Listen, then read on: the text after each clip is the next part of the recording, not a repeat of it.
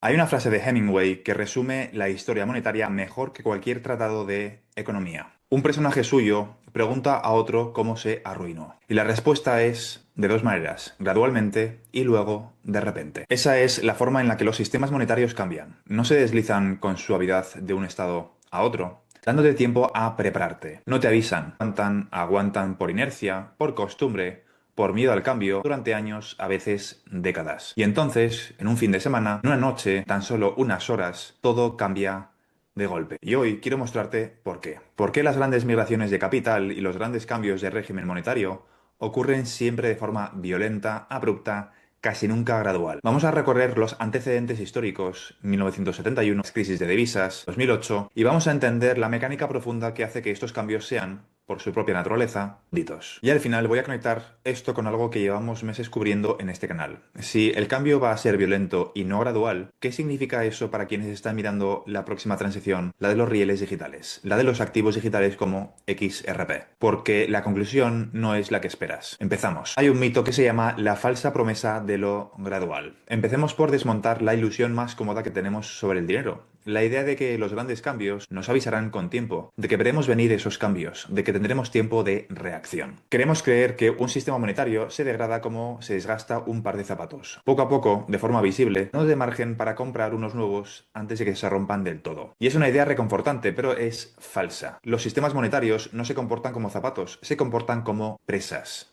Una presa aguanta una presión creciente durante años sin que aparentemente pase nada. La grieta está ahí, oculta. El agua empuja, la tensión se acumula. Pero desde fuera todo parece estable, hasta que un día la presa cede. Y no cede un poco, cede entera, de golpe, y libera de una sola vez toda la energía que llevaba años acumulando. ¿Por qué? Porque los sistemas monetarios funcionan sobre una única sustancia invisible, la confianza. Y la confianza tiene una propiedad matemática peculiar. No se erosiona de forma lineal. Puede parecer intacta mientras por debajo se vacía, porque nadie quiere ser el primero en admitir que duda. El problema es que todo el mundo sigue actuando como si confiara, hasta que alguien parpadea. Y cuando el primero parpadea, todos corren a la vez, porque nadie quiere ser el último. La confianza no baja por una rampa, cae por un precipicio. Cae de golpe, sin avisar y repentinamente. Esta es la naturaleza no lineal de las transiciones monetarias, y una vez que la ves, la reconoces en cada episodio de la historia. Vamos con los antecedentes. Un fin de semana en el que el mundo cambió de golpe. Este es el ejemplo más limpio de la historia. El 15 de agosto de 1971. Durante casi 3 décadas, el sistema de Bretton Woods había funcionado sobre una promesa. El dólar era convertible en oro, a $35 la onza. Era el ancla de todo el sistema monetario mundial. Y durante años esa promesa se fue volviendo cada vez menos creíble. Estados Unidos había emitido muchos más dólares de los que su oro podía respaldar. ¿Recuerdas el dilema de Triffin del que hablamos en otros vídeos? Todo el mundo lo sabía.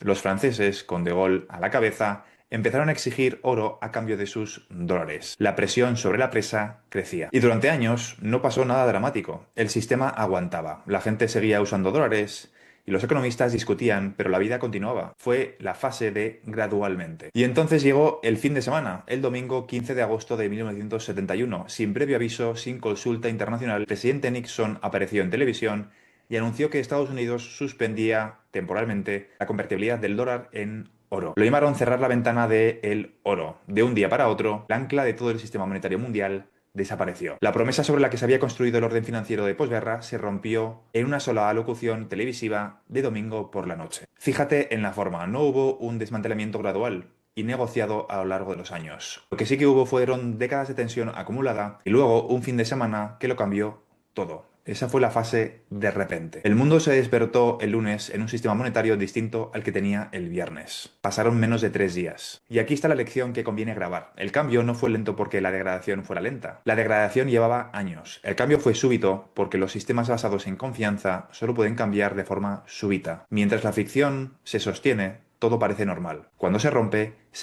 entera. El sistema actual está basado en la confianza y cuando se romperá de la misma forma. Ahora vamos con el segundo antecedente. Y este es un patrón que se repite tantas veces en la historia que es casi una ley. Las clavijas cambiarias. Los tipos de cambio fijos que un país defiende contra viento y marea. El guión siempre es el mismo. Un país fija su divisa a otra, al dólar, al oro o a lo que sea, y defiende ese tipo de cambio como cuestión de honor nacional. Los funcionarios juran una y otra vez que la clavija es inquebrantable, que no se devalora que quien apueste contra ella perderá. Y durante años la defienden, gastan reservas, suben tipos, hacen declaraciones solemnes. Piensa, por ejemplo, en Reino Unido en 1992, el miércoles negro, cuando la libra fue expulsada del mecanismo europeo de tipos de cambio, pese a que el gobierno juró defenderla hasta el final. Subió los tipos de interés 2 veces en un solo día en un intento desesperado que fracasó en horas. Piensa en las crisis asiáticas de 1997, donde divisas que parecían sólidas como rocas se derrumbaron en cascada, una tras otra, en semanas. Piensa en Argentina y en su convertibilidad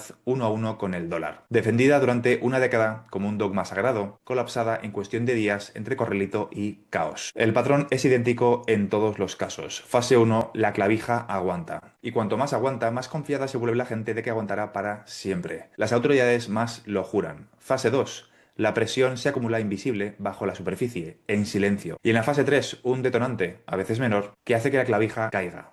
No despacio, sino en horas o en días, con una violencia proporcional a todos los años que lleva conteniendo la presión. Y aquí hay una crueldad psicológica que quiero que entiendas, porque es la clave de todo esto. Cuanto más firme parece una clavija, más violenta es su caída. Porque la aparente firmeza es lo que convence a todo el mundo de no prepararse. La gente que confía en las promesas oficiales, por ejemplo, no devaluaremos, es la que se queda atrapada en el lado equivocado cuando la promesa se rompe de golpe. La estabilidad aparente no es lo contrario de la crisis violenta, es su condición previa. Vamos con un tercer antecedente, el más cercano, el año 2008. Aquí la violencia adopta su forma más pura, la corrida. Ya hemos hablado en otros vídeos de lo que fue el año 2008. Su raíz, una crisis de opacidad. Nadie sabía quién tenía los activos tóxicos, así que nadie prestaba a nadie. Pero mira la forma temporal de aquel suceso. Durante años, el sistema de la banca en la sombra creció, se apalancó, acumuló riesgo, gradualmente, y los avisos existían, algunos los daban, pero el sistema seguía funcionando, los beneficios seguían llegando y la fiesta continuaba. Y entonces, en septiembre del 2008, en cuestión de días, Lehman Brothers quiebra un lunes, el mercado monetario se congela, el papel comercial deja de circular y el sistema financiero global se acerca al paro cardíaco en una sola semana. Instituciones que llevaban más de un siglo en pie desaparecieron en horas. La liquidez, que parecía infinita el viernes, se evaporó un lunes. Las corridas son el ejemplo perfecto de la dinámica no lineal, porque su lógica es reflexiva. El motivo racional para retirar tu dinero de un banco es que crees que otros van a retirarlo. Si todos piensan que todos van a correr, todos corren. Y el pensamiento se cumple a sí mismo. No hay estado intermedio estable. O la confianza se sostiene o se desploma. No existe la corrida a media velocidad. Y en 2008 vimos algo nuevo además. En un mundo electrónico, esa corrida ya no va a la velocidad de la gente haciendo cola en la puerta de un banco. Va a la velocidad de la transferencia electrónica. Miles de millones se mueven en segundos. Guarda esta idea porque es el puente hacia la última parte. Si las corridas de 2008 ya iban a la velocidad de la electrónica, ¿a qué velocidad irá en la próxima? Así que recapitulemos la mecánica, porque los tres antecedentes comparten el mismo esqueleto y entenderlo es entenderlo todo. En primer lugar, los sistemas monetarios funcionan sobre la confianza, y la confianza es un bien reflexivo. Mi confianza depende de mi expectativa sobre la tuya. Eso hace que el sistema tenga solo dos estados estables: confianza alta o pánico absoluto. El punto intermedio es inestable, como un lápiz en equilibrio sobre su punta. En segundo lugar, los efectos de red y la inercia, que hacen que un sistema dominante aguante mucho más de lo que sus fundamentos justificarían. Actúan como el muro de la presa. No impiden que la presión se acumule, solo retrasan el momento de la ruptura y lo hacen más violento cuando llega. Y en tercer lugar, la transición. Cuando ocurre, no es una migración ordenada, sino que es una estampida violenta. Todos corren hacia la salida a la vez, porque el coste de ser el último es catastrófico. Y por eso el capital no migra, el capital huye en pánico, en manada, de golpe y hacia donde ya perciben que van los demás. Esta es la razón de fondo por la que las grandes migraciones de capital son violentas y no graduales. No es mala suerte ni mala gestión, es la naturaleza matemática de un sistema basado en la confianza colectiva. La estabilidad aparente que precede a cada transición no es tranquilidad, es tensión acumulada tras un muro. Gradualmente, entre comillas, es la presa aguantando. De repente, es la presa cediendo. Y ahora atemos todo esto con lo que venimos construyendo en este canal, porque la conclusión es más interesante y es más matizada de lo que parece. Hemos visto en otros vídeos que el sistema de liquidación mundial se está moviendo hacia rieles digitales basados en tecnologías de contabilidad distribuida, la TTC tokenizando, los bancos centrales con prototipos y infraestructura del dinero está migrando de tuberías de los años 70 a activos digitales, a ledgers. Y hemos visto que el coste técnico de ese cambio hoy es el más bajo de la historia. Ahora suma la lección de este vídeo. Cuando el cambio del sistema llega, no llega despacio, llega de golpe. Junta esos dos conceptos y obtienes una conclusión incómoda. La mayoría de la gente está asumiendo que la transición a los rieles digitales será lenta, gradual, con años para adaptarse y detectar las oportunidades, porque está usando el modelo mental de los zapatos, no el de la presa. Pero si la historia monetaria enseña algo, es que estos cambios, cuando cruzan el umbral, son abruptos, son repentinos. No te da tiempo a reaccionar y a analizar qué está ocurriendo. Y con una diferencia crucial respecto a 1971 o el año 2008. Esas transiciones fueron violentas a la velocidad del teléfono o el telex. La próxima ocurrirá con un mecanismo mucho más rápido. La violencia potencial no es menor, es mayor porque la velocidad es mayor. Tengo que ser honesto y separar dos escenarios, porque mezclarlos sería alarmismo barato, pero hay que hablar con claridad. El escenario número uno. Una transición caótica, una crisis de confianza en el sistema actual que empuje al capital a huir hacia rieles nuevos de forma desordenada. El escenario número 2. Una transición construida en la que las instituciones edifican deliberadamente la nueva infraestructura antes de que el viejo sistema falle, que es literalmente lo que la DTCC y los bancos centrales están haciendo ahora. La historia nos advierte de que lo primero es lo que suele ocurrir. La acción institucional, las noticias de las últimas semanas, nos hacen pensar que hay un intento de el segundo paso, de que sea por iniciativa propia del propio sistema financiero, en este caso la DTCC. ¿Cuál de los dos predomina? No lo sé, pero la historia nos dice que en el pasado ha sido de forma violenta debido a una crisis, aunque estamos viendo que la DTCC lo quiere hacer de forma ordenada y de forma gradual. Y quizá esa crisis sea simplemente la excusa para anunciarlo al público. Es decir, que en realidad lo que pretende decir es que los dos escenarios son válidos. La DTCC y en general las casas de compensación, los bancos centrales, los bancos comerciales se están preparando para esta transición.